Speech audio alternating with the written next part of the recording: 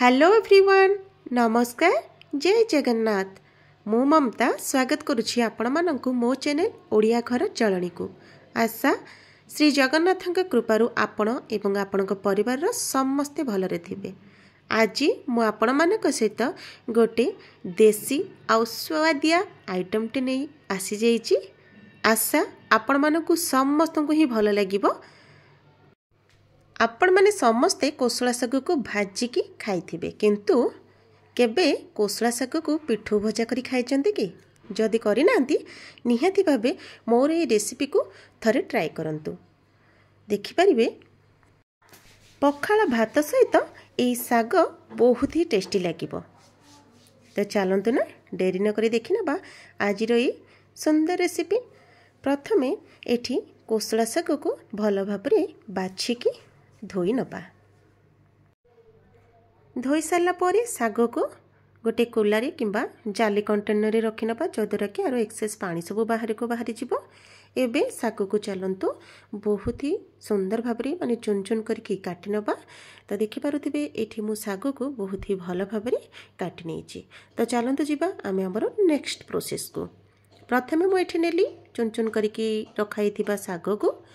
एबे मुझे देखो गोटे आलू को भल भाव में धोईकी ग्रेटर साहाଯ୍ୟରେ एमती ग्रेट करके रखी देछि। गोटे बड़ साइज आलू, गोटे टमाटो, अदा रसुण, अदा को ग्रेट कर देछि, रसुण को चुन चुन कर काटी ता सहित दुईटी पियाज आ गोटे टमाटो। तो चलते आपको मिक्स करदबा भल भाव में। एठी लंका गुंड, हलदी गुंड, लुण देकी प्रथमे भल भाव में गोलैदबा। आ मो पाखे अच्छी एठी बेसन आउ कॉर्नफ्लोर। कॉर्नफ्लोर बदल में आपण मैंने चाउल चूना को यूज करें, किंतु मुझे नहीं बेसन आउ कॉर्नफ्लोर। आपको देखो आपण मानकर स्वागर क्वांटिटी अनुजाई एठी बेसन आउ कॉर्नफ्लोर नेबे। आपको भल भाव में पूरा आम मिक्स करनबा। राशि पकड़े मध्य बहुत ही टेस्टी लगी थाए। तो आपको देखो ये भाव में भल भाव में पूरा गोला गोली करके तावारे पूरा आम भाजी नबा। पूरा पतला पतला करके रोस्ट करके भाजी नबा, बहुत ही भल लगे। तो चलते मुझे देखा आपण मानक हाथ में एमती प्रथमे गोल गोल करदबा, तापर एमती चेप्टा आपण मैंने जमी कटलेट कि जेकोसी पिठो भजा सब भाजती ठीक से भाव में यार सेप को आम करनबा। तो जितेबाला तावाटा आमर पूरा हिट हो सेतेबेले आमे आमर तेल को देदेबा। आपण मैंने सोरष तेल करें, मुझे सनफ्लावर तेल करुच्ची। तो गोटी गोटी करके ये मु सब भजा गुड़ी को बढ़िया भाव में भाजी नेबी एमती गोल गोल गोल गोल करके।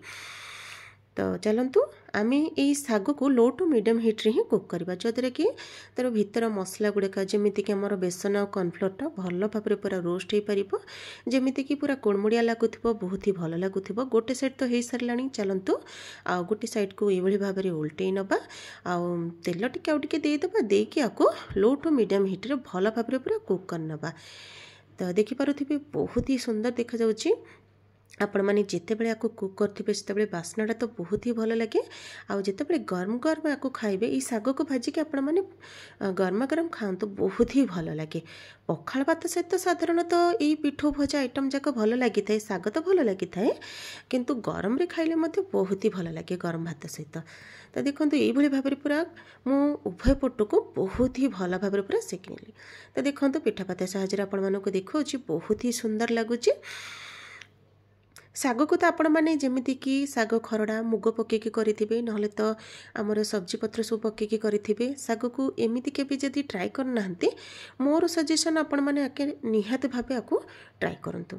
कलापर घर समस्त को बहुत ही भल लगे। आ बार बार यही रेसिपी फरमाइश करने को आपण मैंने कहे, बार बार कहे आपको बनातु।